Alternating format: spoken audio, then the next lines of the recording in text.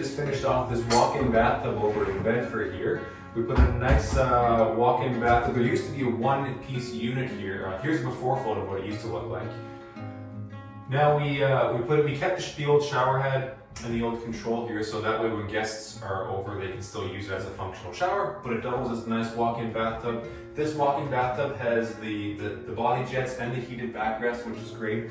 That way when you're waiting for the water to heat up or waiting for the water to fill up, you can still stay nice and warm. While the water is draining, you can still stay nice and warm as well. These bad boys, they drain in about 90 seconds or less.